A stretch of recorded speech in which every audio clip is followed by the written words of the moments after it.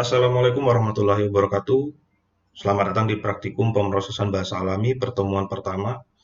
Pertemuan pertama ini kita akan membahas mengenai pengenalan Python dan pengolahan dasar dokumen. Untuk pemateri saya sendiri Ervin Vikon M. Kemudian Python dan sejarahnya. Sebenarnya di modul teman-teman bisa pahamin sendiri sejarahnya, kenapa ada Python. Tapi sedikit Python ini pertama itu dikembangkan oleh Guido van Rossum pada tahun 1990. Mungkin teman-teman juga belum lahir. Di Amsterdam. Kelanjutan dari bahasa ABC. Kemudian saat ini Python terus dikembangkan dari sekumpulan program. Jadi banyak plugin-plugin yang ditanamkan di dalam bahasa Python ini. Python ini bukan ular atau bukan reptil. Yang masuk penjelasan di sini adalah Python adalah bahasa pemrograman. Oke, Python sendiri itu menganut konsep OP, Object Oriented Programming atau PBO, pemrograman berorientasi objek. Tuh, kemudian Python itu sangat powerful, sangat kaya library-library-nya yang dibutuhkan oleh para data scientist, data analis, atau orang-orang berkecimpung di dalam dunia artificial intelligence. Oke, setelah Python ada Anaconda. Anaconda ini apa? Anaconda adalah sebuah tools untuk mengcompile atau mengeksekusi program Python. Lebih tepatnya potongan program Python. Nah, di Anaconda ini teman-teman bisa untuk mengembangkan atau mengkombinasikan potongan-potongan kode sehingga menghasilkan sesuatu yang bernilai. Contohnya menghitung akurasi dan sebagainya. Bisa melalui Anaconda. Pada kasus ini kita nanti akan mencoba untuk sedikit mengolah dokumen, pengolahan dasarnya saja. Oke, kemudian untuk tipe data pada Python itu saya kira mungkin nggak jauh berbeda dengan bahasa pemrograman lainnya.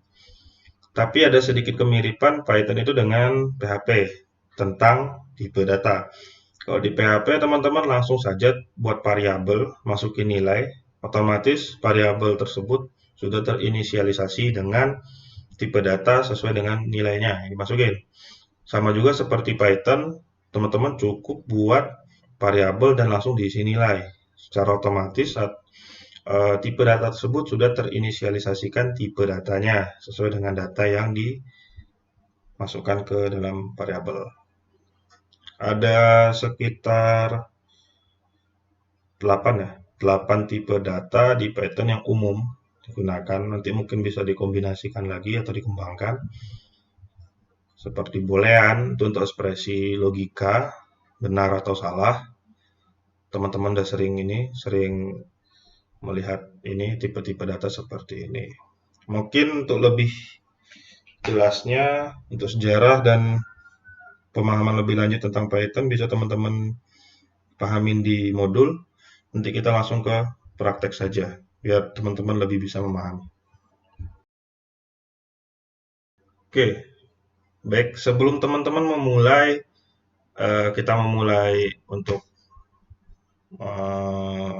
praktikumnya. Pertama, teman-teman silakan download dulu bagi yang belum punya di anaconda.com. Kemudian teman-teman pilih produk, ambil yang individual edition. Karena individual edition ini bersifat open source, distribusi. Jadi gratis, tidak berbayar. Kalau teman-teman ambil komersil, team edition dan sebagainya itu kemungkinan akan dikenakan cash atau tagihan. Tuh. Kemudian nanti untuk proses instalasi itu sama, tinggal next, lanjut. Paling nanti teman-teman perhatikan tuh tempat penyimpanan instalasinya. Oke, baik. Setelah teman-teman menginstal Anaconda tadi, silakan teman-teman buka Start. Biasanya ada di shortcut-nya ada di Start, Window, masuk ke Anaconda yang teman-teman install tadi, kemudian pilih Jupyter Notebook. Oke, jangan panik ada komen prom yang tampil karena ini adalah proses untuk menjalankan local server dari Jupyter Notebook karena berbasis web dan perlu local server layaknya seperti PHP. Kemudian kita langsung dialihkan ke halaman ini, direktori kita, direktori C, terus masuk ke user nama komputer biasanya. Teman-teman silakan buat folder baru. Kebetulan saya sudah ada, tinggal buat folder. Saya sudah ada kebetulan, saya masuk ke sini. Oke, kita coba buat dulu. Oke. Jadi kalau teman-teman buat folder, pilih folder, terus di otomatis secara default namanya unrelated folder, untitled maksud saya. Kemudian di rename, ganti saja prac nlp 1 misalkan. Terserah teman-teman untuk penamaan foldernya. Tinggal klik untuk masuk, foldernya masih kosong. Sekarang kita coba buat satu file Python. Tinggal pilih, teman-teman pilih new, Python 3, kemudian akan dibuatkan satu buah file Python dan diarahkan ke Jupyter Notebook-nya. Nama filenya masih untitled. Cara menggantinya bisa lewat sini, langsung diganti prac 1 misalkan, atau di sini bisa sama seperti penggantian nama folder tadi, tinggal di rename. Oke, kemudian ini adalah lembar kerja kita untuk mengeksekusi potongan kode dari Python. Kalau untuk eksekusi full kode Python bisa menggunakan text editor lain seperti Visual Studio, Notepad++ bisa, Sublime juga bisa. Oke, kita coba untuk menampilkan nama. Misalkan di sini saya buat print. Print ini perintah untuk menampilkan, kalau di PHP itu adalah echo. Oke.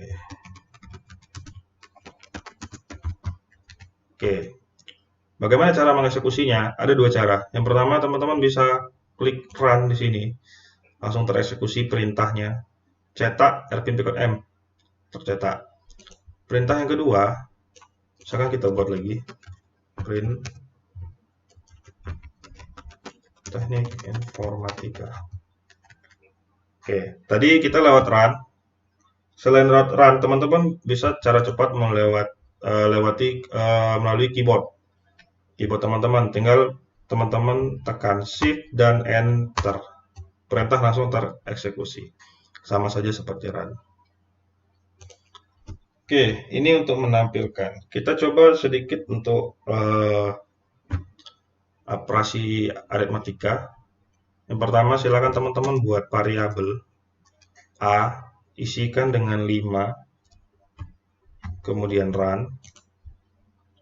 Setelah itu, buat lagi variabel B dan isikan dengan 7. Shift, Enter, sama saja. Oke. Secara langsung, otomatis, variabel A ini akan terinisialisasi tipe datanya melalui isinya. Kita isi A dengan 5. Otomatis A ini akan bertipe data integer. Sama seperti PHP ya. Kalau di C atau di Java mungkin teman-teman perlu deklarasikan dulu. Integer A atau float A, string A. Kalau di sini tidak usah, langsung saja. Yang penting adalah nanti ketika teman-teman mengoperasikannya sesuai. Jangan sampai nanti variabel A-nya string, variabel B-nya integer. Pasti error untuk mengeksekusinya. Oke, kita coba operasi aritmatika. A tambah dengan B. Teman-teman bisa running. Hasilnya 12, 5 tambah 7. Kemudian kita coba lagi untuk pembagian. A bagi atau garis miring B. 5 bagi 7. Kita coba hasilnya 0,7142. Saya Kemudian kita coba kurangkan operasi aritmatika pengurangan A min B min 2. Betul. Setelah itu kalau teman-teman ingin membuat pangkat, biasanya kalau di Python itu seperti ini. A, B. A dipangkatkan dengan B. Itu hasilnya. Oke, yang terakhir kita coba operasi modulus. A persen B. Oke, bisa ya. Ini operasi dasar untuk aritmatika dan tadi untuk menampilkan string. Oke, kemudian kita coba untuk operasi ekspresi logika. Tadi kita sudah deklarasikan A itu 5, B itu 7. Nah, kemudian kita coba apakah A itu lebih besar dari B? Hasilnya false. Yang benar itu adalah B lebih besar dari A. Atau A lebih kecil dari B. Kita coba A lebih kecil dari B. Hasilnya adalah true atau benar. Kemudian apakah A itu lebih kecil sama dengan B? Hasilnya adalah benar. Lebih kecil atau sama dengan. Kemudian apakah A itu tidak sama dengan B? Hasilnya adalah benar. Atau kita coba bandingkan A itu sama dengan B. Apakah sama A itu sama B? Hasilnya adalah false. Oke, itu untuk operasi ekspresi logika. Kemudian kita coba untuk membuat sedikit kasus untuk menentukan bilangan yang lebih kecil dan yang lebih besar. Ini, kita buat variabel. Nilai sama dengan 2, kemudian nilai 2. Oke, biar enak. Yang satu nilai 2 sama 3. Kita coba buat percabangan di sini. Jika nilai 1 lebih besar dari nilai 2. Nah, kalau di Python, teman-teman cukup menggunakan titik 2. Sebenarnya di PHP juga seperti itu, tapi umumnya menggunakan kurung kurawal. Oke. Di Python teman-teman perlu perhatikan masalah tabulasi namanya. Jadi urutannya statement yang di dalamnya harus lebih ke kanan. Seperti yang saya contohkan ini.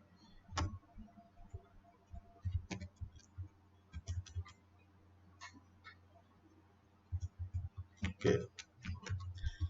Jangan takut sama yang warna merah, tidak apa-apa. Nilai 1 lebih kecil dari nilai 2. Misalkan seperti ini.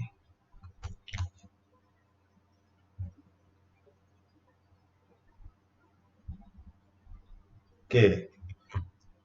Untuk else di sini kan teman-teman kadang mempunyai lebih dari satu kondisi. Ada yang kalau di PHP itu else if, begitu juga di C. Kalau di Python bisa dipersingkat. Namanya itu adalah elif. Elif itu artinya else if, tapi dipersingkat saja. Kita buat yang ini nilai 1 lebih dari nilai 2. Oke, maaf, di sini seperti ini.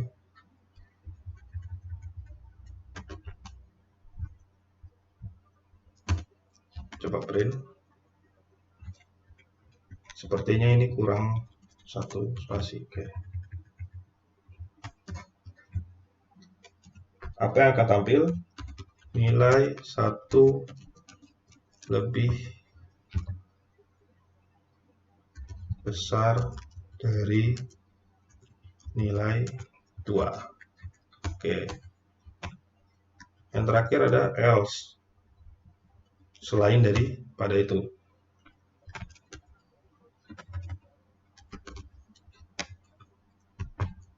Kita tampilkan nilai 1 sama dengan nilai 2. Oke, kita buat sedikit operasi percabangan di sini.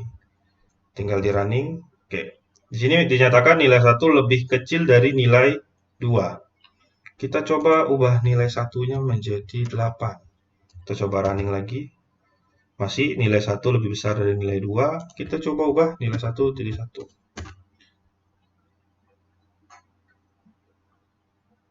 Satu lebih kecil dari nilai 2. Oke, itu untuk operasi percabangan. Kemudian kita coba operasi perulangan. Untuk perulangan sebenarnya di dalam Python bisa menggunakan for atau while. While itu yang punya kondisi. Dia akan berhenti jika apa? Perulangannya akan berhenti jika ada statement itu sudah dianggap selesai atau tidak memenuhi. Kita coba untuk operasi perulangan. Misalkan saya buat A sama dengan 5. Kemudian I saya buat sama dengan 1. Kita menggunakan while.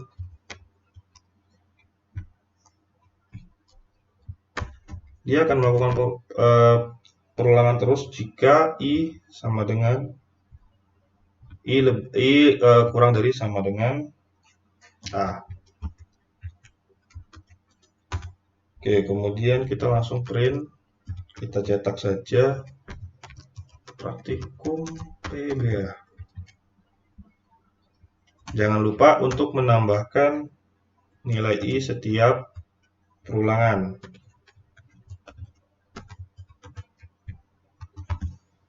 Oke.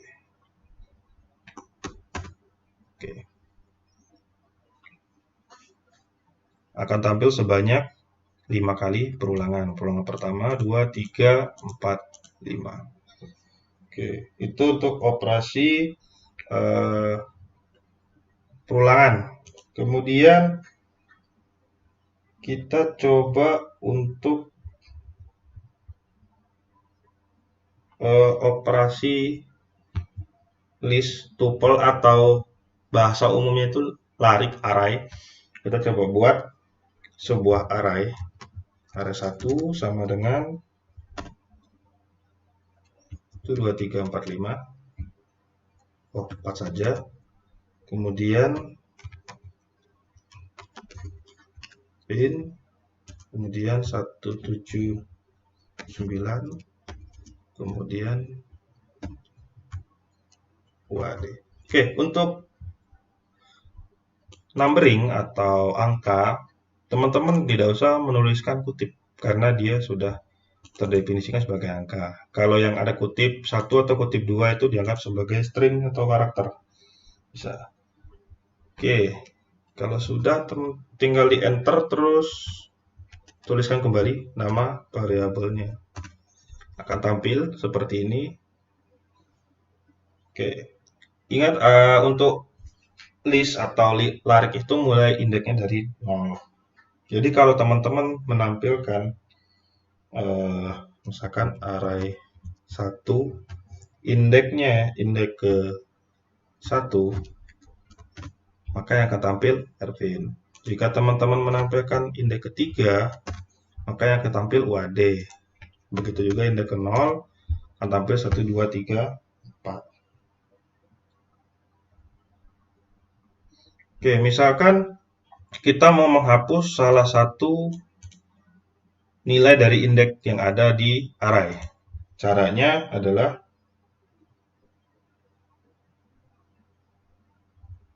teman-teman langsung saja menuliskan nama variabelnya array 1.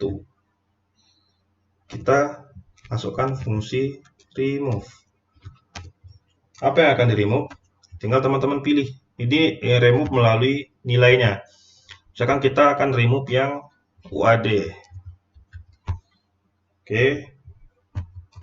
Oke, tidak ada error, berarti statement berhasil dieksekusi. Tinggal teman-teman tampilkan saja array 1.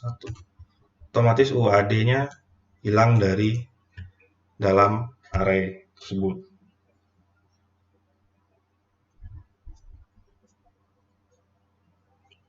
Oke, mungkin untuk pengenalan Python ini, selanjutnya kita akan melanjutkan ke pengolahan dasar dokumen.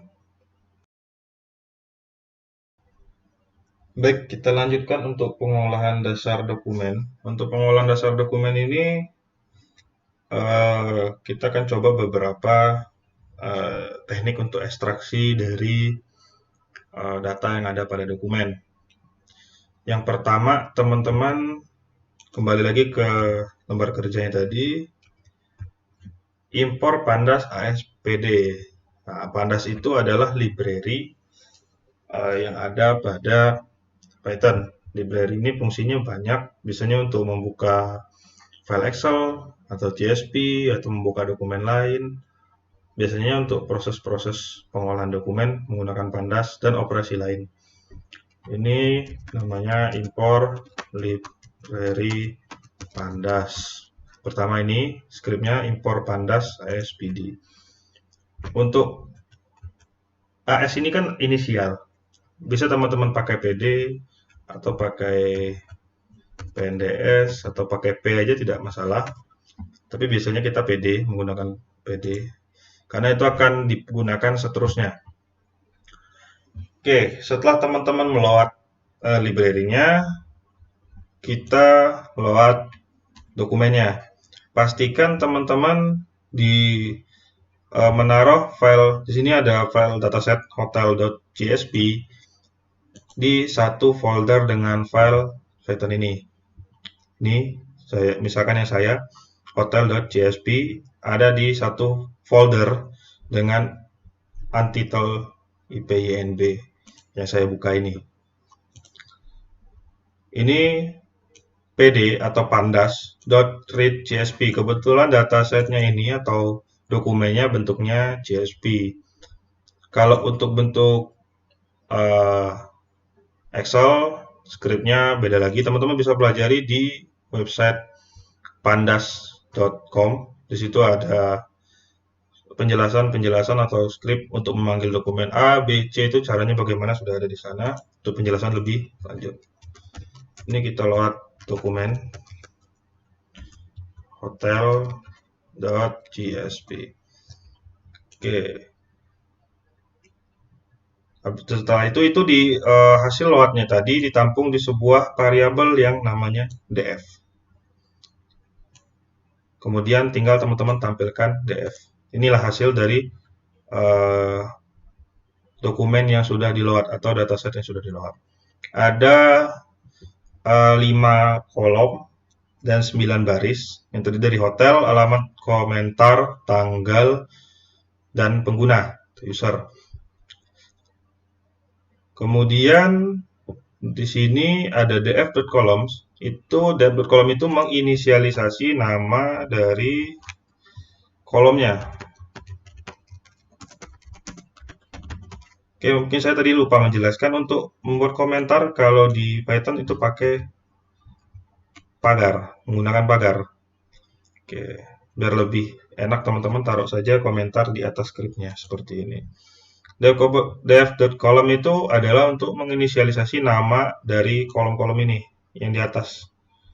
Nah, pertama kan misalkan ini hotel, huruf pertamanya kapital, ini kita ubah jadi kecil. Begitu juga, ini ada tipe komentar, dari harusnya komentar bisa diubah di sini. Oke, kemudian bisa nggak kita kira-kira memanggil satu kolom saja? Bisa. Caranya adalah seperti ini. df itu yang menampung nilai dari dataset tadi, semua nilainya. Kita panggil yang kolom komentar. Caranya seperti itu. df kurung siku. Kalau untuk Python yang menggunakan Python 2, kurung sikunya cukup 1 saja, seperti ini. Kalau di Python 3 harus 2 buah kurung. Seperti ini.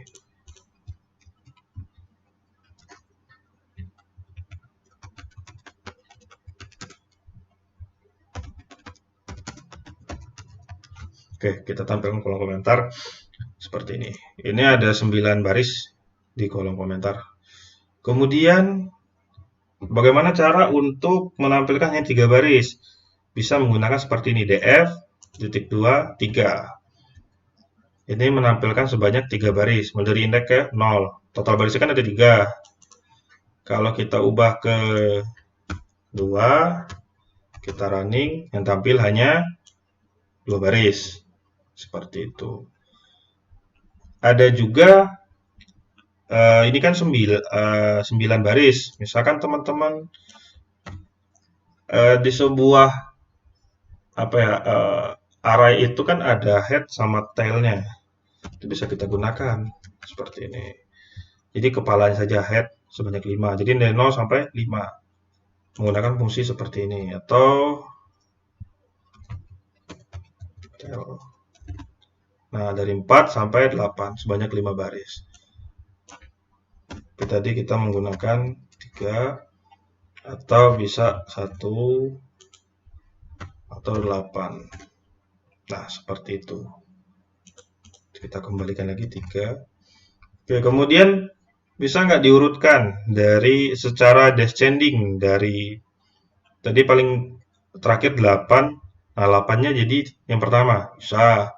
Caranya dengan df titik 2 minus 1. Minus 1 itu kebalikan berarti.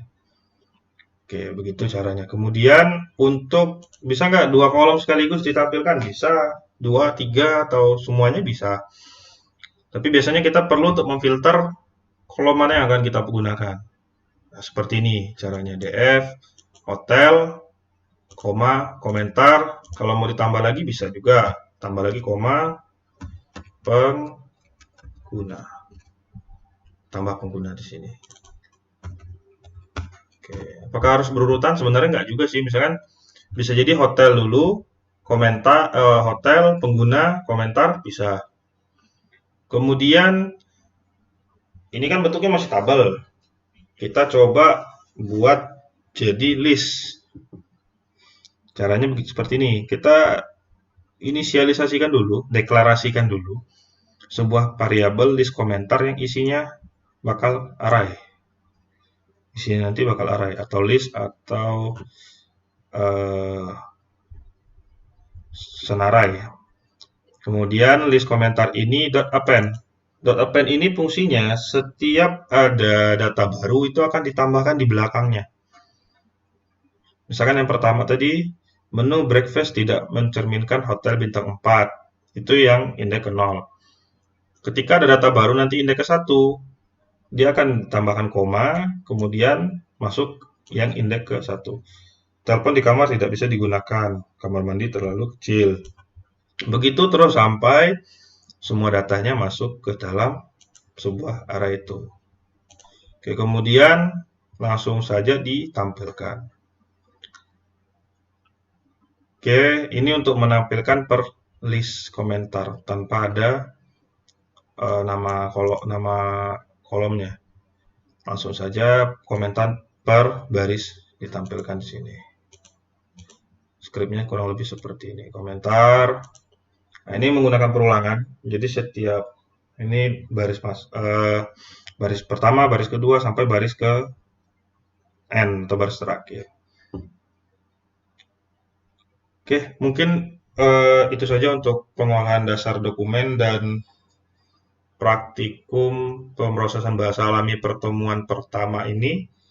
Untuk lebih jelasnya nanti di modul praktikum ada sedikit tambahan untuk